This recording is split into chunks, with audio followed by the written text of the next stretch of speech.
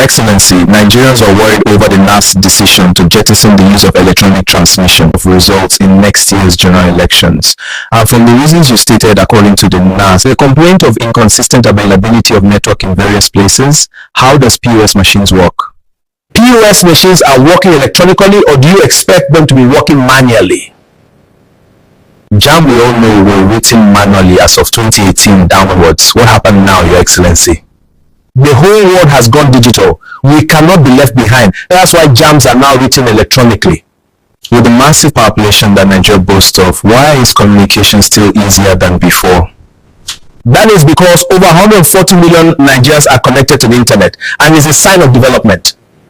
So, how are they connected to the internet according to your analysis?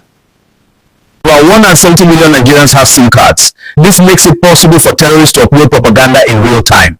You can see that they also coordinate attacks using mobile phones. In lieu of all you listed above, Your Excellency, that means the 2027 general elections would be transmitted electronically from the polling units to the INEC central server in real time. No, that is not possible for now. We can't make such promise because we know it's not possible.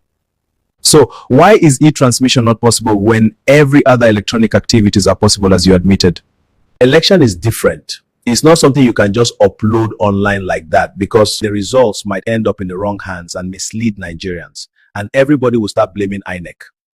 But Your Excellency, POS, JAMB, and other digital electronic and online activities haven't entered wrong hands. Why would only transmission of election results enter wrong hands, as you alleged? Well, it may interest you to know that 2027 is very important to us. We don't want to toil with it. So, the National Assembly has decided it's going to be a free and fair election without electronic transmission of results. And we urge Nigerians to stop probing and support the decision of the National Assembly. Your Excellency, this decision not to use e-transmission to upload results, won't it result to rigging as feared? You see, this is the handwork of the opposition. They are doing everything humanly possible to downgrade the good works of this administration headed by His Excellency Bola Ahmed Tinubu. I assure you their plans will fail. And to answer your question, no one is going to rig the election because Nigerians will vote massively for APC. So even if electronic transmission is used, it might not stop the rigging if rigging must take place because it can be hacked. But I assure you, nobody is going to rig the election. But forget about the transmission or no transmission. We have taken a decision on that.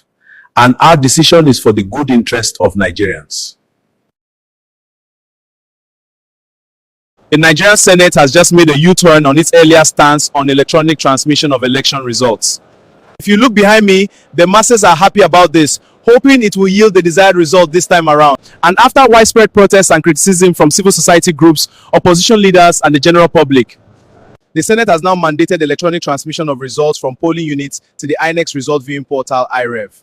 However, take note of this, the Senate stopped short of making real-time transmission mandatory in contrast with the protesters' demands.